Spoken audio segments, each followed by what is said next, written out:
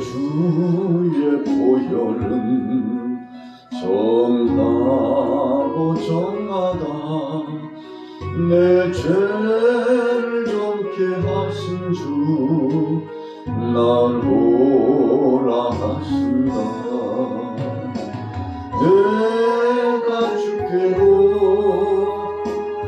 지금 가오니 십자가의 보혈로 날 씻어주소서.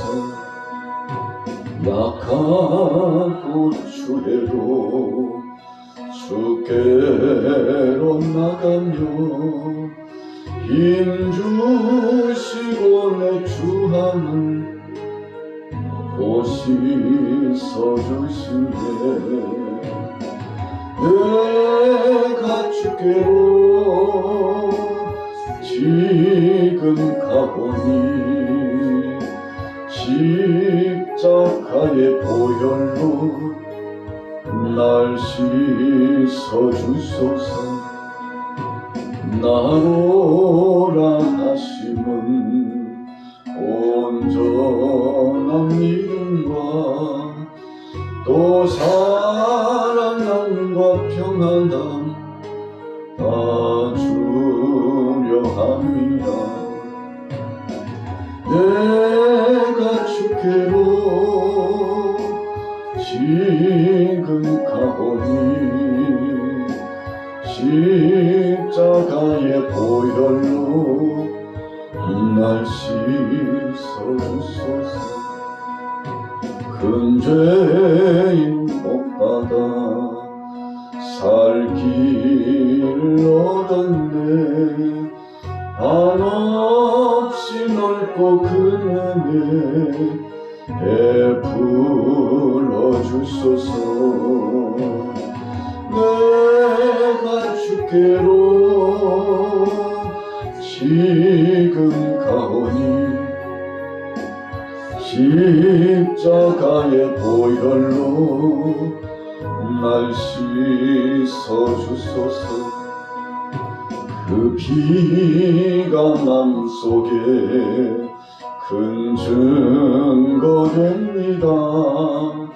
내 기도 소리 들으사 다 허락하소서. 내가 주께로 지금 가보니 십자가의 보혈로 날 씻어주소서.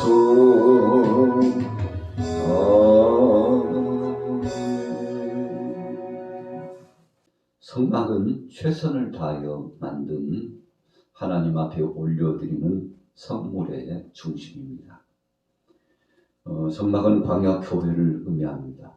오늘날 우리가 성전을 건축하기도 하고 또 어떤 사람은 예배당이다 그렇게 표현하기도 합니다만, 하나님 앞에 거룩한 성전을 건축하여 올려드릴 때 최선을 다하여 건축하게 되는 것을 우리가 기억합니다.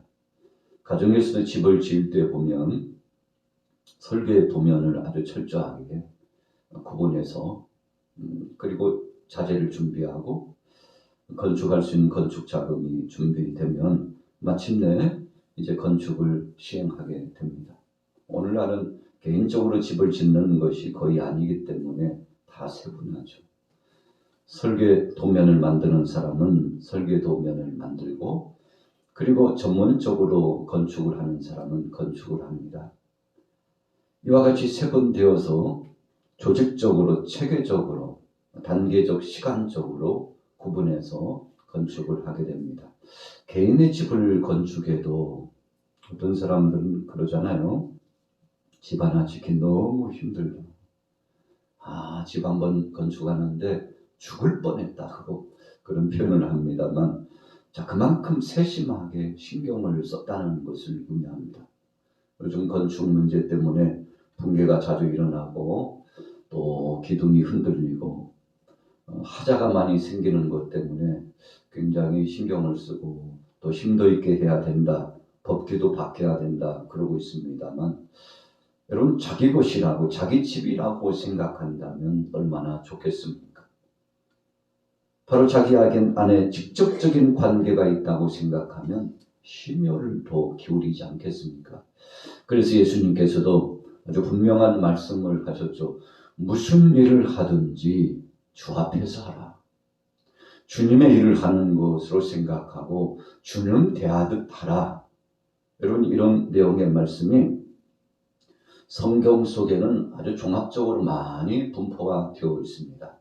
광야의 성막을 건축하는데 이 성소를 지어 나가는데 자기 집보다도 더 귀하게 건축을 진행했습니다. 오늘 본문 말씀 속에 보면 24절 이후에 보면 성소 이 거룩한 성막을 짓는데 과연 얼마나 비용이 됐을까? 비용을 철저하게 환산하고 있습니다. 참 하나님은 아주 세세하게 말씀을 주셨습니다. 그 비용이 얼마 들어가는 것까지 총망라해서 결산을 해두고 있었다는 것입니다. 뭐 이것저것 따져보면 오늘날 하나로 현대의 금액의 가치로 본다면 약 100억 정도 된다고 합니다. 성서학자들이 세분해가지고 과연 성막을 건축하는데 얼마나 비용이 들어갔나 봤더니 오늘날 하나로 100억 정도. 요즘 성전을 건축하는 데 있어서 도심지에서 좀 사이즈를 크게 하고 좀 호화롭고 고급스럽게 건축하려면 뭐 100억뿐만 아니라 몇백억 그렇게 들어가고 그러는데 그래서 너무 호화로운 성전은 건축하지 말자. 그리고 규모도 크게 하지 말자. 한 동네에 적어도 한 200명, 300명 정도 성도가 함께 모여서 예배할 수 있는 그래서 소형교회 중심으로 나가자. 이것이 하나님의 뜻이다. 지역 중심으로 교회가 세워져서 주님의 생명된 말씀을 먹고 적절하게 목양을 진행해서 성도 간의 교제를 할 수 있는 범위. 길거리에서 만나는데 누가 누군지도 모르고 담임 목사님이 누가 누군지도 모르고 또 교육자들이 참 구역원들도 또 식구들도 구분을 못할 만큼 이것은 비정상적인 것이라는 거죠. 자, 이 성막의 모양은 성막의 식양은 우리 교회 지금 본당 정도만한 것입니다. 그렇게 크지 않아요. 사이즈를 생각해 보면 그렇게 크지 않습니다. 그런데 100억 정도가 들어갔어요. 물론 그 재료를 보면 금장식이며 은장식이며 고급스러운 천이며 등등 해서 하나님께서 이 성막의 성물들을 준비하는데 최고의 것으로 준비하도록 그렇게 하셨음을 우리는 알 수가 있습니다. 작은 사이 집 한 채만한 것인데 그것도 이동식 천막이에요.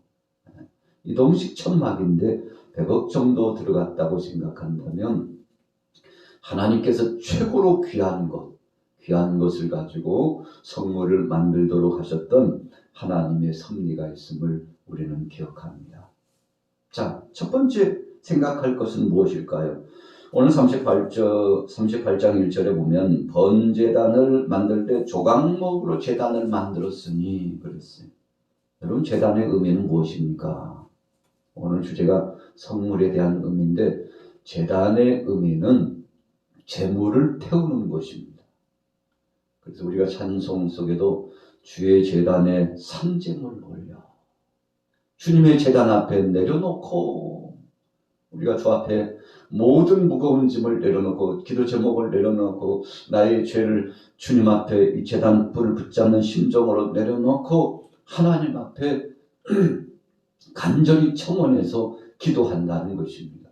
그래서 제물은 바로 나 자신입니다. 여러분 그래서 성막 안에 있는 이 성소 안에 있는 제단을 생각하면 주님 나는 죄인입니다. 주님 나는 죄인입니다. 그래서 우리가 주의 몸된 전에 나와서 하나님 앞에 간절히 기도할 때 주님 나는 죄인입니다. 그런데 오늘 신앙생활을 하는 사람들을 보면 나는 죄인이 아니라 나는 의인이요. 세상의 모든 사람들은 죄인입니다. 이렇게 생각하는 것 같아요. 여러분, 우리가 예수를 그리스도로 영접하고 구원받았지만 그럼에도 불구하고 나 자신을 매일처럼 쳐서 복종시키는 것입니다. 그래서 늘 회개해도 부족해요. 늘 울어 주님 앞에 자기 자신을 낮추고 겸허히 서서 예배자가 되어도 여전히 우리는 부족하고 약한 자들입니다. 여러분, 그래서 우리는 늘 울어 회개하고 하나님 앞에 참여하는 마음으로 살아가야 되는 것입니다. 완전한 자가 아니고 완전을 향하여 나아가는 사람들이기 때문에 여러분, 우리가 예수님을 구주로 영접하고 그분을 멘토 삼고 그분을 나의 삶의 모든 것을 총괄하시고 주관하시는 분 주인으로 알고 주님, 나는 종입니다. 주님이 주관하여 주옵소서. 여러분, 이렇게 살아가는 것이 성도의 본심입니다. 성도의 정체성입니다. 성도가 살아가는 삶의 본질입니다. 그래서 우리가 오늘 놋으로 만든, 그리고 조각목과 놋을 붙여서 만든 번제단을 생각해 보면 우리 자신을 제물로 드리되 산 제물로 드려야 된다는 사실을 기억해 보는 것입니다. 하나님께서 방주를 만들라고 하셨을 때 방주에는 두 가지가 없어요. 보통 배라고 생각했을 때 이 당시에 배를 조종하는 키가 없습니다. 이 조종키를 하나님께서 허락지 않으셨어요. 그 거대한 배, 초등학교 운동장만한 거대한 배를 만들게 하셨는데 조종키를 허락지 않으셨어요. 두 번째로는 노를 젓는 이 기구를 허락지 않으셨습니다. 방주 안에는 두 가지가 없어요. 여러분, 그래서 우리가 신앙생활하면서 우리의 신앙도 내가 저 나가야 될 노는 없는 것입니다.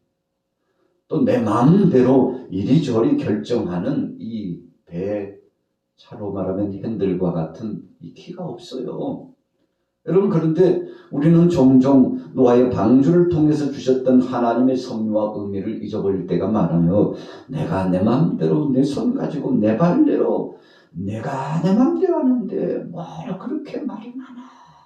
그럴 수 있잖아요. 하나님의 말씀을 받는 데에도 그래서 내가 좋으면 받고 내가 좋지 않으면 거부하는, 여러분, 그래서 말씀을 가려서 한마디로 말하면 음식 먹는 사람이 편식하는 거나 다름없죠. 마음에 드는 말씀만 골라서 이거 나하고는 상관없는 것 같아. 여러분, 그렇지 않습니다. 노아의 방주는 키가 없었고 노아의 방주는 젓는 노가 없었습니다. 전폭적으로 하나님 앞에 맡기고 가면 하나님이 인도해 주셨다는 것입니다. 그리고 또 한 가지 특징적인 것은 창을 낼 때요, 하늘로 냈어요. 참 이상하잖아요. 아니, 왜 하나님 그렇게 창을, 뭘 볼 거 있다고 하늘을. 여러분, 사실 홍수가 40주야 비가 내리고 세상이 온통 150여일 동안 잠기고, 그리고는 그 기식하는 것, 숨을 쉬는 것들이 다 죽게 되었잖아요. 참, 창이 만약에 옆으로 나 있었다면 아마 그 안에 있는 사람들이 기절하고요, 고통스러워서 견디지 못했을지 몰라요. 모든 것들이 다 보여요. 여러분, 그래서 우리가 신앙생활할 때 어떤 때는 귀를 막고 눈을 가리고 그리고 마음을 정말 잘 조아려 가지고 이 마음 관리, 몸 관리, 우리가 영역간에 관리하지 않으면 이 세상을 살아가기가 정말 힘듭니다. 그래서 하나님께서 홍수를 진행하는 동안에 노아의 방주의 창을 하늘로, 공중으로 내도록 그렇게 하나님이 허락해 주셨다는 것입니다. 그래서 우리가 인간이라고 하는 것, 천지 창조하신 섭리 가운데 보면 원어적으로 우리 사람이라고 하는 것은 안드로포스 그래요. 안드로포스라고 하는 것은 위를 바라보도록 창조된 자다, 그런 뜻입니다. 위가 어딥니까? 하나님만 바라보고 하나님만 앙망하고 살도록 하나님께서 지으셨다는 것입니다.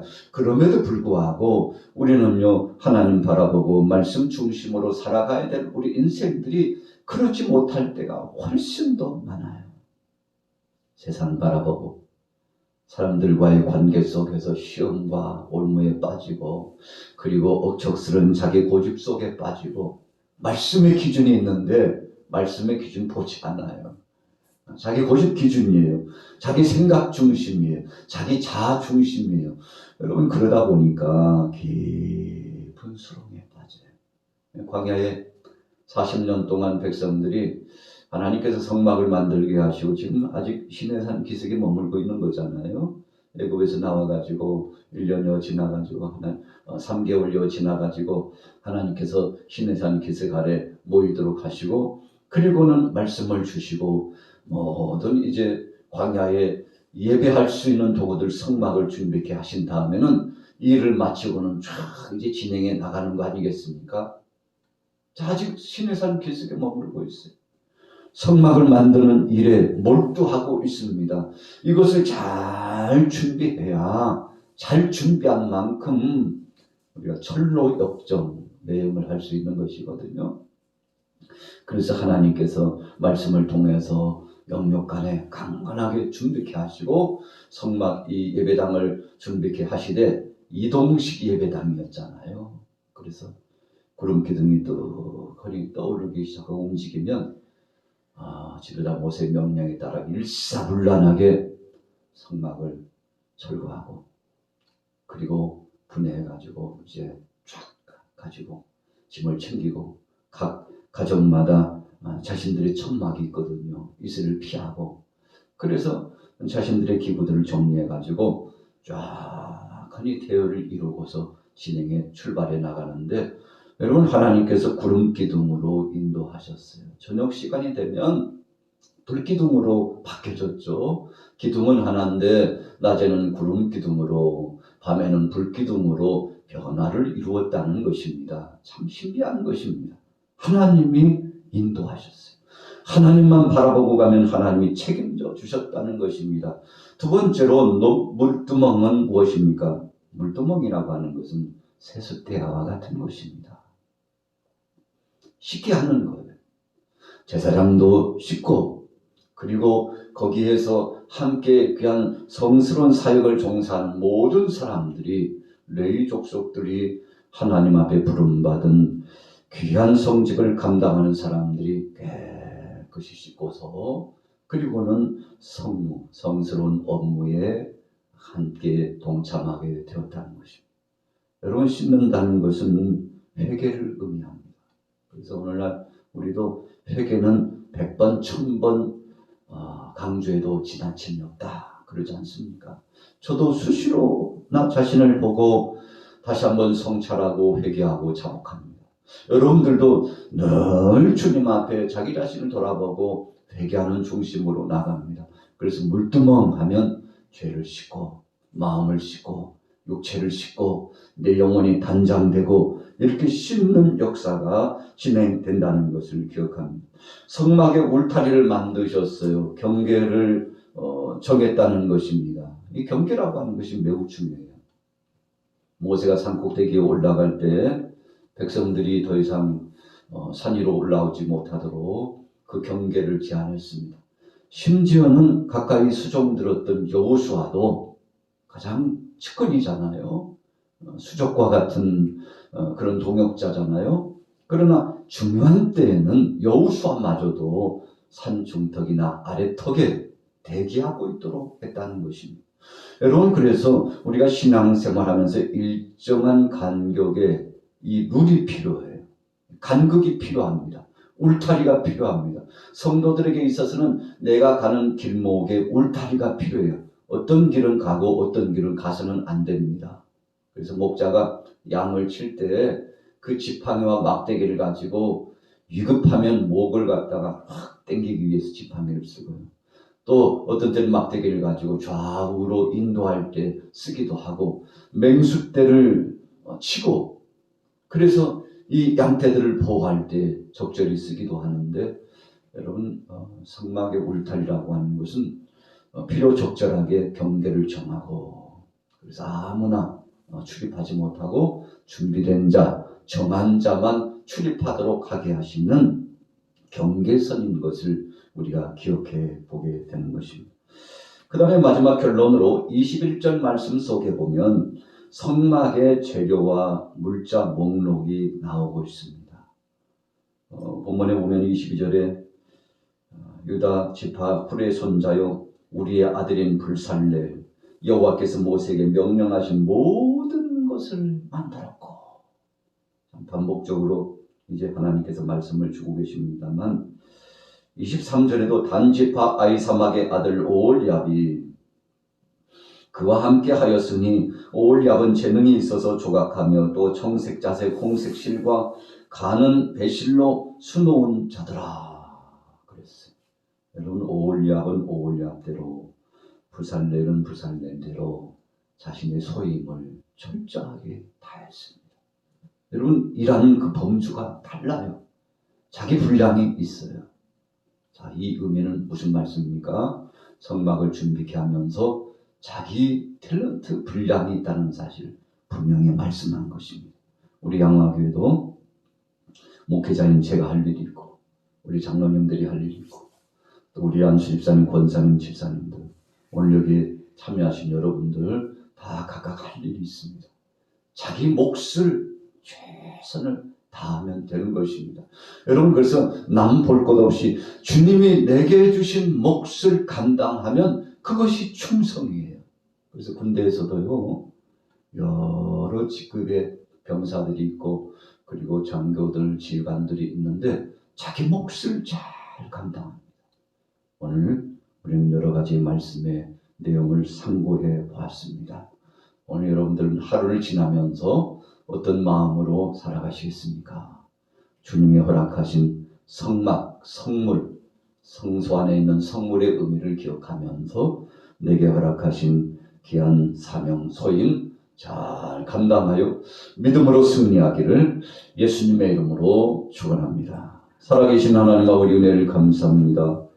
능력의 주님, 은혜의 주님 함께 하심을 감사합니다. 우리의 일거수일투족을 주관하신 것을 감사합니다. 하나님이 내게 부여하신 이 귀중하고 막중한 사명 잘 감당케 하여 주옵소서. 오미크론을 통해서 또 이렇게 코로나가 급속도로 번져나가고 있습니다.